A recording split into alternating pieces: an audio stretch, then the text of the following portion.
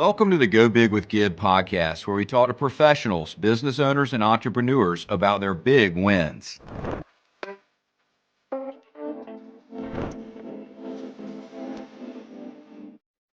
Hey guys, Gib Irons here, and welcome to this episode of Go Big with Gib. It's great to have everybody here. Thank you for joining us today.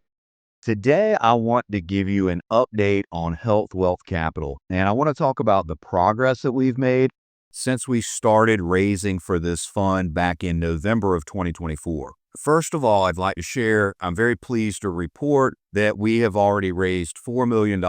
We're recording here today in February of 2025, and we began this raise in November of 2024, and we've already raised $4 million.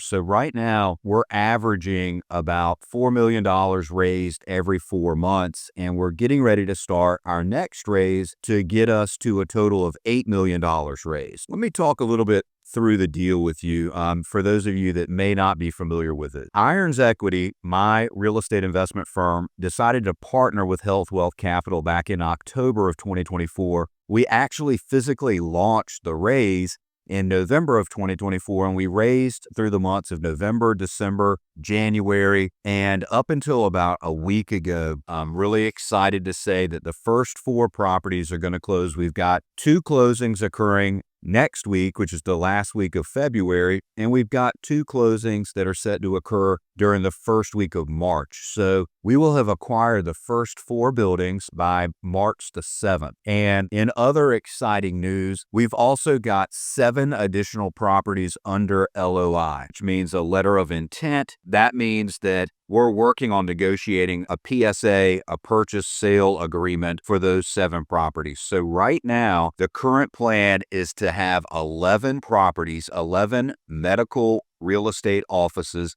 in Fund 1. As I said before, we're closing on the first 4, just within the next couple of weeks. I want to go back and talk a little bit about the deal from a more macro level. The total portfolio value now of all 11 medical real estate offices is $12.3 million. The weighted average entry cap is 8.2%. which is in line with our pro forma. We said we want to get all of these properties and we want to purchase them at an 8 cap. As far as the forecasted returns, these 7 new properties that we're going to acquire, the returns are identical to the previous deals, but let me go over that real quick for those of you that may not be familiar. Our projected returns, we're projecting an 8 to 10% cash-on-cash return. Our base case IRR is 20%. If we're able to sell to a REIT or convert to a REIT, then we could exceed our projections and potentially achieve as high as like a 25 to 35% IRR. We're projecting a 2x equity multiple, but we could even potentially hit a 3x equity multiple, especially given the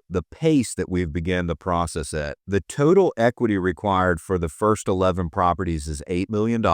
As I stated previously, we've already raised $4 million and we've got $4 million left to raise. We're getting ready to launch our very next raise effective immediately, and we're hoping to complete that raise in 90 days. So today is February 21st of 2025, and we hope to raise this second $4 million tranche within the next 90 days. Let's talk a little bit more about the first 4 buildings. So the first 4 buildings, we've got 1 building located in Springfield, Illinois. We've got a 2nd building in Tucson, Arizona. The 3rd building is in Philadelphia, Pennsylvania, and the 4th building is in Kansas City, Missouri. These are great markets that we're super excited about, and I'll be able to share more with you about the 7 properties that we have under LOI within the next few weeks, but these properties all fit our minimum requirements in terms of our projected returns. We've got a couple of them that are really exciting that could actually perform better than the first 4 that we purchased, but as far as acquisitions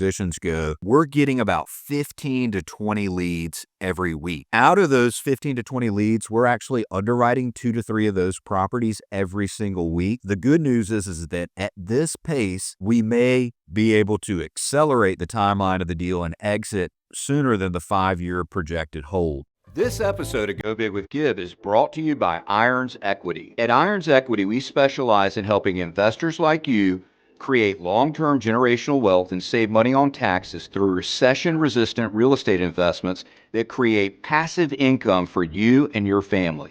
If you want to secure your financial future, go to investwithgib.com to schedule a 30-minute introductory meeting with me, Gib Irons. Again, that's investwithgib.com. I do want to talk a little bit about the debt structure. It's an interesting time in the debt market. Interest rates were a little bit lower prior to the election, and they've actually gone up a little bit since then.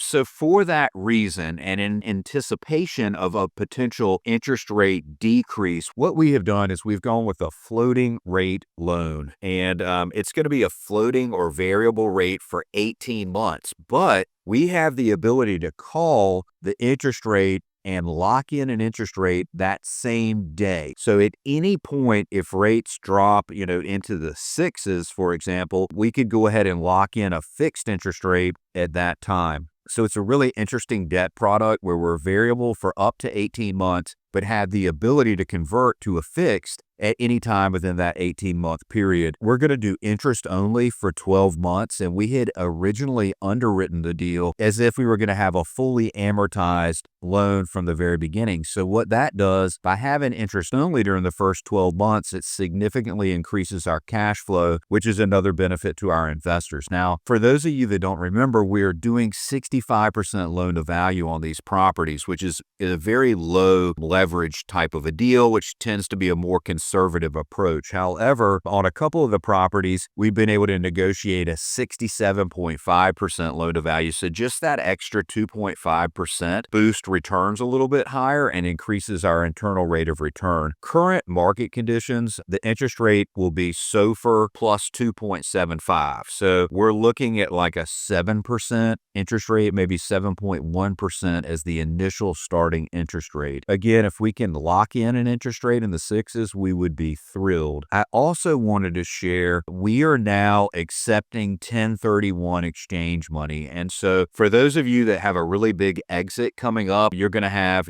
over $500,000 of capital to redeploy. If you're looking to do a 1031 exchange, reach out to me. Typically, we want to have a minimum investment of $500,000 to maybe $750,000 to do a 1031 exchange just because of the legal fees and expenses. But this could be a great way for those of you that have a big exit to 1031 your funds into a medical real estate asset and participate in the fund economics. And so this is a very meticulous type of thing that we're doing, and you have to be very meticulous and skilled and have, the attorneys draw up all the necessary paperwork, but you can 1031 your funds into our medical real estate fund now and enjoy the diversification and the economics associated with having 11 properties, but we would just have you as a tenant in common in one of the specific buildings to satisfy all the tax laws. Look, guys, if you've already invested with me on the medical real estate fund, this update is for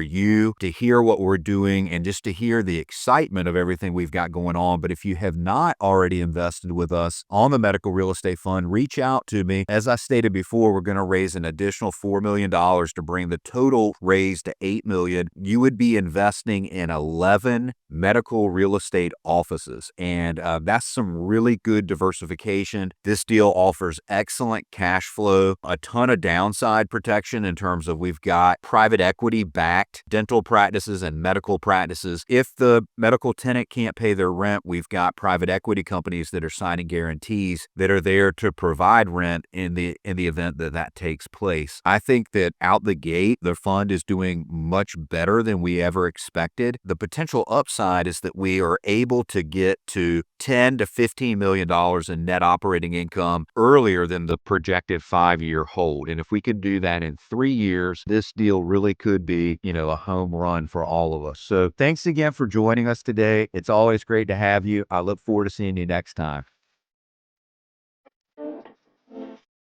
Thank you for listening to this episode of Go Big with Gib. If you haven't already, go follow us on social media at Gib Irons. We'll see you next time.